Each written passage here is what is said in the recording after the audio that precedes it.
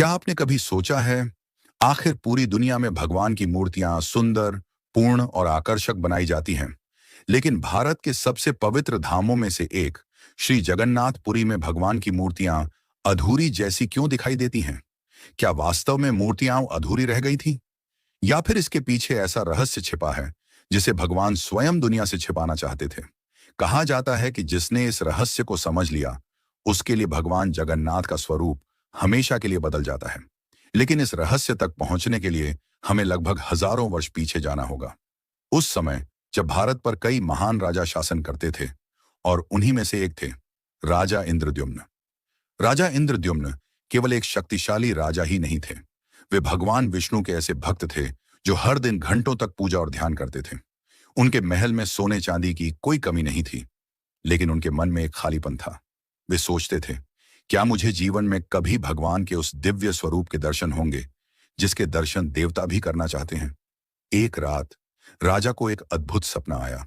उन्होंने देखा कि समुद्र के किनारे नीले प्रकाश से चमकती हुई भगवान की एक दिव्य मूर्ति विराजमान है। सपने में एक दिव्य आवाज आई, यदि तुम सच्चे भक्त हो तो नीलमाधव को खोजो। राजा अचानक जाग उठे, उनके शरीर में रोमांच दौड़ गया। क्या यह केवल सपना था या भगवान का आदेश? अगली सुबह राजा ने पूरे राज्य में घोषणा कर दी, जो भी नीलमाधव का पता लगाएगा उसे महान सम्मान दिया जाएगा। सैकड़ों सैनिक, दर्जनों विद्वान और कई ब्राह्मण चारों दिशाओं में निकल पड़े। लेकिन महीनों बीत गए, कोई वापस नहीं लौटा, कोई नीलमाधव का पता नहीं लगा सका। राजा की बेचैनी बढ़ती जा रही थी। तभी एक विद्वान ब्राह्मण ने राजा से कहा, महाराज, मैं तब तक वापस नहीं लौटूंगा जब तक नीलमाधव के दर्शन नहीं कर लेता। राजा ने उसे आशीर्वाद दिया। वह घने जंगलों से गुजरा, ऊंचे पहाड़ों को पार किया, कई नदियां पार की। दिन बीतते गए, लेकिन भगवान का कोई पता नहीं चला। एक शाम थका हुआ ब्राह्मण एक छोटे से आदिवासी गांव पहुंचा। गांव बहुत साधारण था, लेकिन वहां के लोगों के चेहरों पर अद्भुत शांति थी। उसे यह देखकर आश्चर्य हुआ। उसने सोचा, इतनी गरीबी के बावजूद इनके चेहरे पर इतना संतोष कैसे? उसी रात उसे जंगल की ओर से एक अद्भुत सुगंध आने लगी, ऐसी सुगंध जो उसने पहले कभी महसूस नहीं की थी।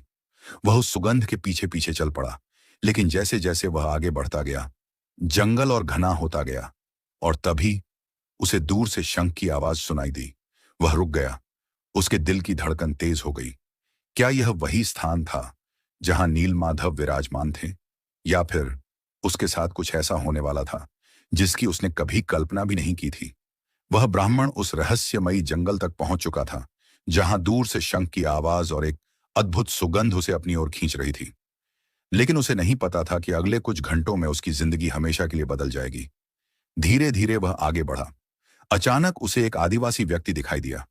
उसके हाथ में पूजा की टोकरी थी, जिसमें जंगली फूल, फल और पवित्र जल रखा हुआ था।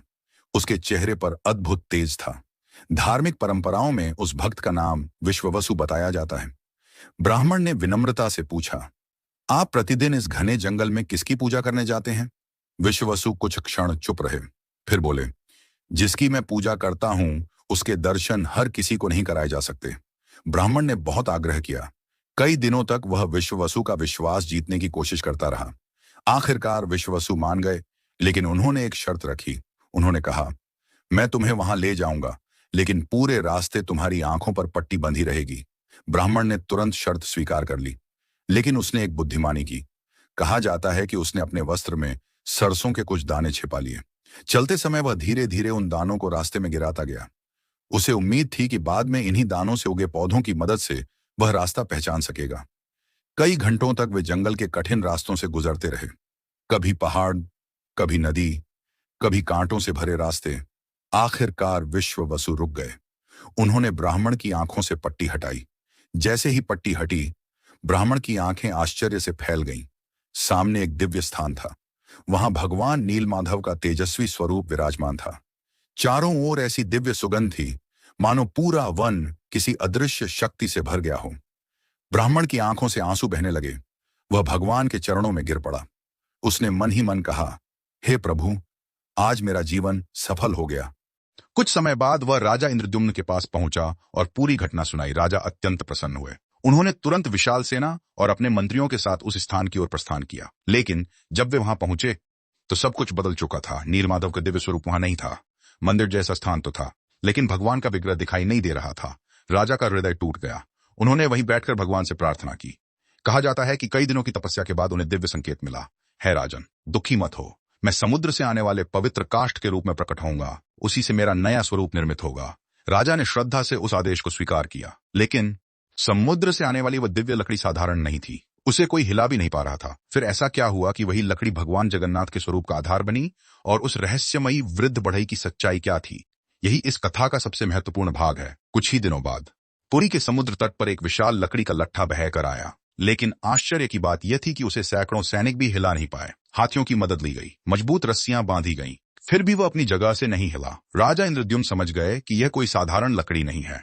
उन्होंने भगवान से प्रार्थना की। कथा के अनुसार प्रार्थना के बाद भक्तों ने श्रद्धा के साथ उस पवित्र दारू को उठाने का प्रयास किया और इस बार वह आसानी से उठ गया। राजा ने उसी क्षण निर्णय लिया कि इसी दिव्य दारू से भगवान का विग्रह बनाया जाएगा। लेकिन अब सबसे बड़ी समस्या थी, इतनी दिव्य मूर्ति बनाएगा कौन? राज्य के श्रेष्ठ शिल्पियों को बुलाया गया। उन्होंने प्रयास किया, लेकिन जैसे ही वे उस पवित्र लकड़ी पर औजार चलाने की कोशिश करते, उनके हाथ रुक जाते। कोई भी काम शुरू नहीं कर पाया। पूरा राजमहल चिंता में डूब गया। उसी समय महल के द्वार पर एक वृद्ध बढ़ई पहुंचा। उसकी आंखों में अद्भुत शांति थी। उसने राजा से कहा, यदि आपकी अनुमति हो तो मैं इस दिव्य दारू से भगवान का स्वरूप बना सकता हूँ। राजा ने पूछा, आप कौन हैं? वृद्ध मुस्कुराया, मुझे केवल एक सेवक समझिए। धार्मिक परंपराओं में इस वृद्ध को भगवान विश्वकर्मा का रूप माना जाता है। उन्होंने एक शर्त रखी, मैं 21 दिनों तक बंद कक्ष में काम करूंगा। जब तक मैं स्वयं बाहर न आऊं कोई भी दरवाजा नहीं खोलेगा। राजा ने तुरंत यह शर्त स्वीकार कर ली। दरवाजा बंद हो गया। पहले कुछ दिनों तक अंदर से औजारों की आवाज आती रही। फिर एकदम सन्नाटा छा गया। 1 दिन, 2 दिन, 7 दिन, 10 दिन, कोई आवाज नहीं। रानी चिंतित हो गई। उन्होंने राजा से कहा, यदि उस वृद्ध को कुछ हो गया होगा तो। राजा का मन भी डगमगाने लगा। आखिरकार उन्होंने वो गलती कर दी जिसका उन्हें जीवन भर अफसोस रहा। दरवाजा खुलवा दिया गया। जैसे ही दरवाजा खुला, वृद्ध बढ़ई वहां नहीं थे। बलभद्र और माता सुभद्रा के विग्रह थे, लेकिन उनका स्वरूप सामान्य मूर्तियों जैसा नहीं था। राजा की आंखों से आंसू बहने लगे। उन्हें लगा कि उनकी अधीरता के कारण मूर्तियां पूरी नहीं बन सकी।